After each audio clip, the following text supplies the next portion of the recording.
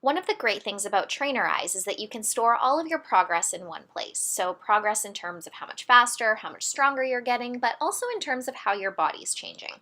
Now, this isn't mandatory. I will have put a body stats tracking day on your calendar, but don't feel obligated to do it. This is there for you just in case you want to go ahead and do this.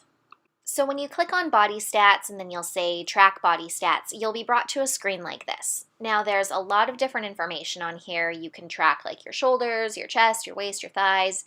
We've got body weight, body fat percentage, heart rate, blood pressure.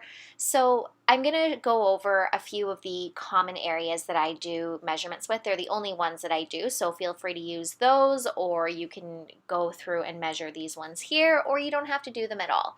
Now, with regards to body weight, I am not a huge fan of the number on the scale. You know, it just tells us how much we weigh, bone, skin, teeth, hair, fat, and all. It's not a very objective measure of how our bodies are changing. So feel free to put your weight in pounds or kilograms in there if you want, but don't use that as the sole means of measuring your progress. Please and thank you. Now, measurements are much easier with a friend, but you can do them on your own.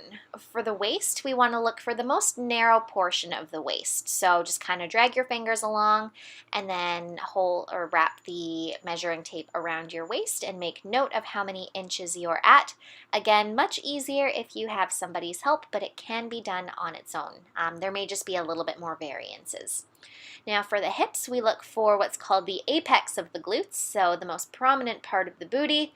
And then again, we're going to wrap the measuring tape around, and you will see that I do struggle to do this on my own. So if you do have a friend that can help, and see it's a little on an angle there, so it's not going to give you a completely objective measure.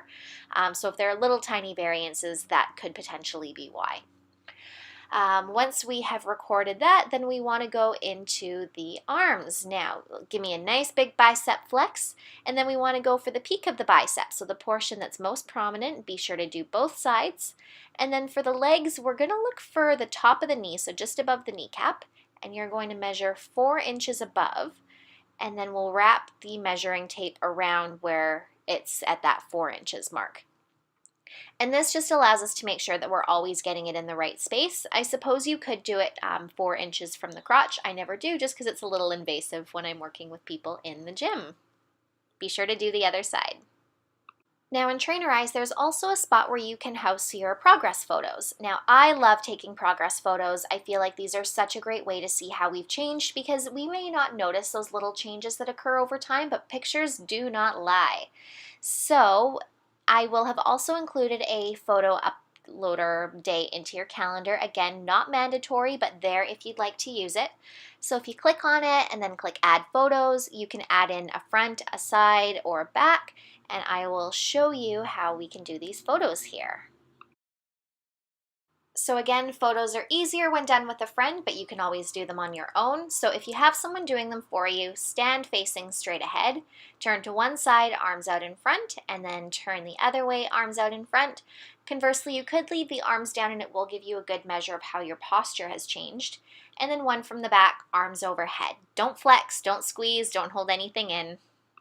And then if you want to do them on your own, just stand in front of a mirror, hold the phone with one hand, take a photo, go to the side. Now I take my free standing hand and just kind of stick my shoulder so it's back behind so I can see my belly. And then we go around the other way. So usually the hand that's closest to the mirror is the one that I stick behind, and then I snap my pic. And really quickly, just revisiting this screen again. So this is where you'll put in all of your measurements and your weight if you choose to do so.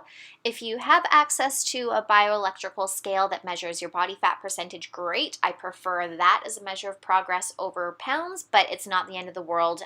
There's always going to be variances in every machine that you use.